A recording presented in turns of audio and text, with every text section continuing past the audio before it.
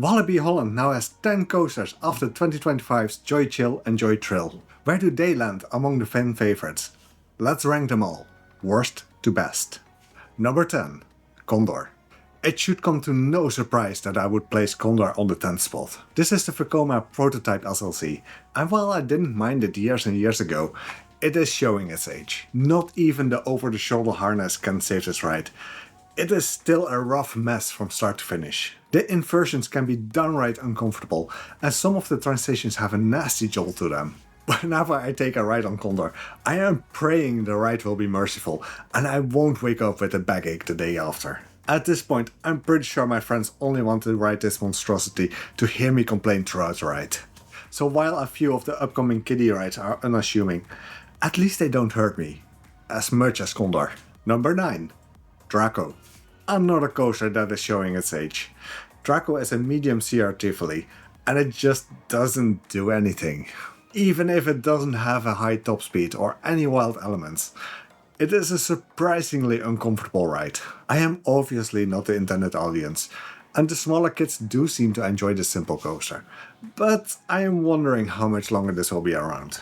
Especially with the next entry being elsewhere in the park, which is number 8. Eat My Dust. The 2023 addition to Walibi Holland, along with a more child-friendly area within the speed zone. Eat My Dust is a Zamperla Junior coaster, and this was something Walibi Holland was sorely lacking. Given that it is a recent addition, Eat My Dust is still a smooth and generally more engaging ride than Draco is. It actually has a bit of theming going on, and just like Draco, you get 2 laps around the course. This is a great first coaster for kids, and I would honestly recommend it over Draco. It even has a lower minimum height requirement for kids who want to ride alone. And with that, the kiddie coasters are done. So now we are taking a leap to the other side of the park for number 7. Speed of Sound. This is a classic Vekoma boomerang, but to its credit, it has been dressed up nicely. As you are being pulled up the lift hill backwards, you will go through a tunnel, along with an EDM soundtrack that will get you pumped for the ride. It's just a shame the ride is a boomerang. As with all other boomerang coasters, this is an incredibly forceful ride, but it is on the rough side.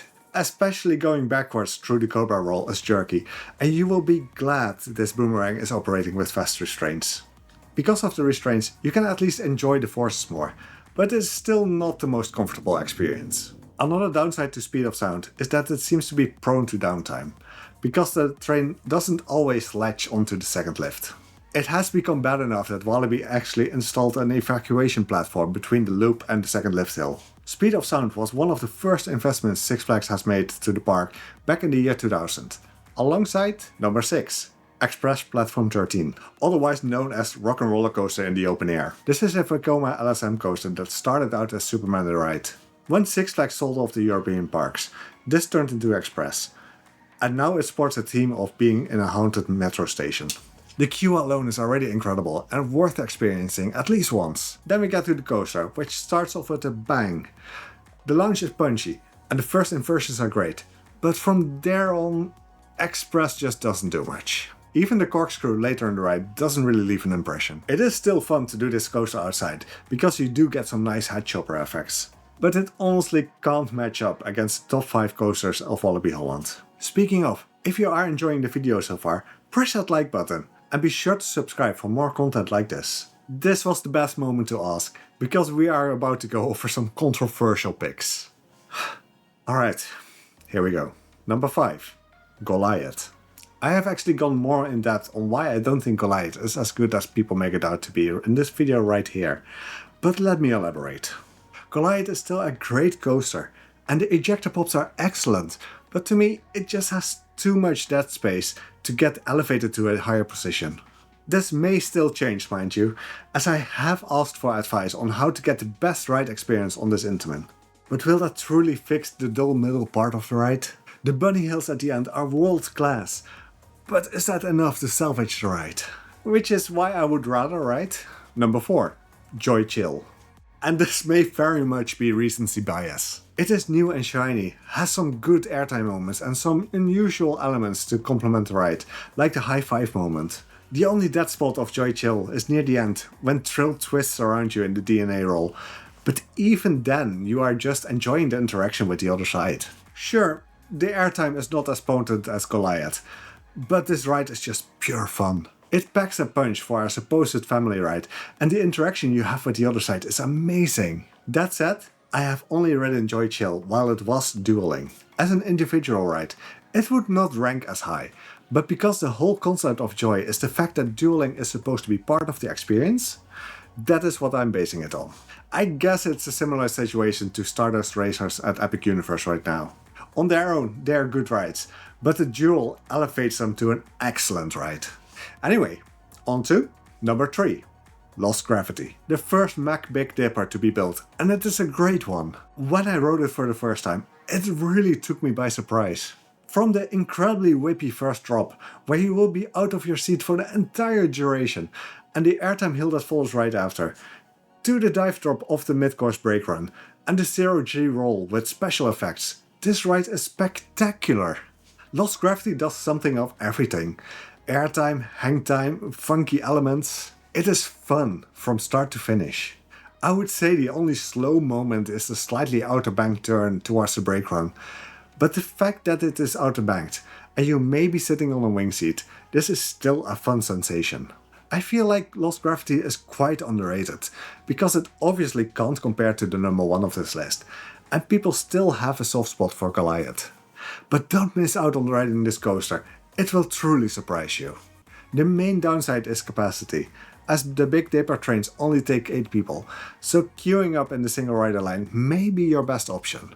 And speaking of a coaster where the single rider line can be a great option, we have number 2, Joy Thrill. The other side of the new Joy coasters, another brand new and unique RMC Raptor. As with Joy Chill, this may be recency bias, but what a fun experience this coaster is. You are starting with the insane barrel roll down drop, which can provide amazing hang time if you're in front of the train. Then you will receive a good pop of airtime heading towards the high five, which is followed by the crazy Top Gun stall. This is such a great and iconic moment along with Joy Chill, and the drop that follows is such a weird sensation.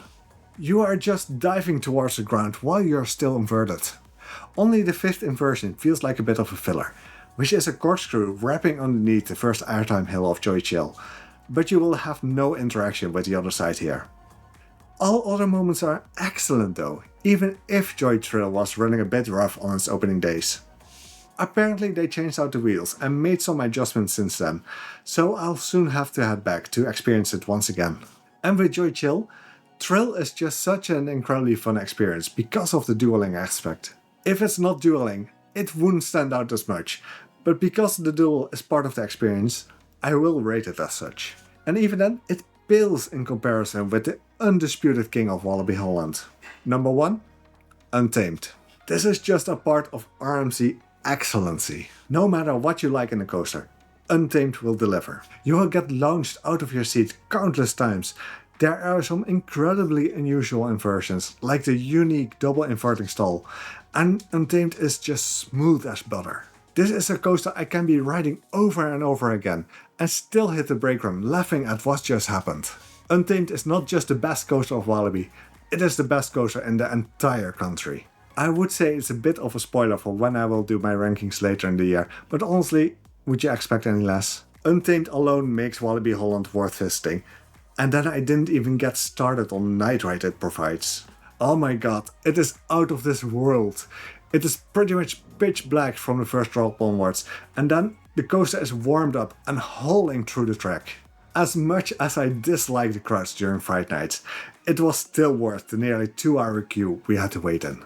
But I would say the winter event Bright Lights may be a better option if you want to ride this world-class coaster in the dark. I would absolutely recommend it. And with that, we have gone over all the coasters at Walibi Holland. Because I know some of my picks are controversial, let me know your list in comments down below. Especially my position of Goliath may have surprised you, which I will elaborate on in this video right here. If you have any tips on how to get the best ride on Goliath, go to this video and leave a comment there. I will be sure to try it.